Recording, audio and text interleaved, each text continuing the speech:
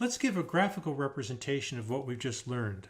And again, to remind you, the eigenvalues are equal to 1/2 t plus or minus t squared minus 4d.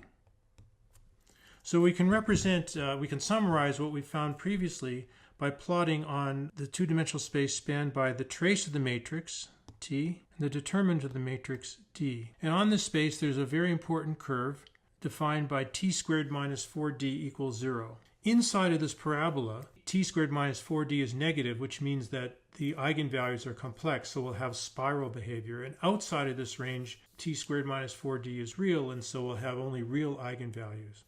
And so in this space, there are the following types of behavior that can occur. Okay, outside of this parabola here, you can see that t squared minus 4d is positive, but by construction, t squared minus 4d is less than t, and so it means that both eigenvalues here are positive.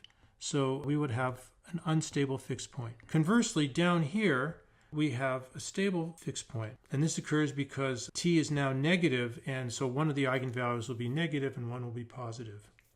Similarly, inside of this parabola, we have unstable spiral point when t is positive and a stable spiral when t is negative. On this line here, where t is equal to 0, then clearly there's no real part to lambda, and so the eigenvalue is purely imaginary, and so along here we have centers. Finally, when d is negative, then we're going to have t squared minus 4d is bigger than t itself, and so when we take plus or minus the square root term, one term will be positive and one term would be negative, and so what we have here is saddle points.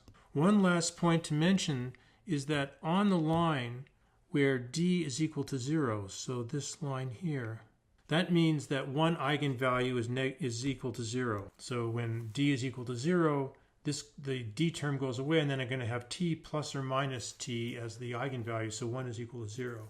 This is the point in which weird things can happen. So let me just say that you should watch out when you have one eigenvalue equal to 0.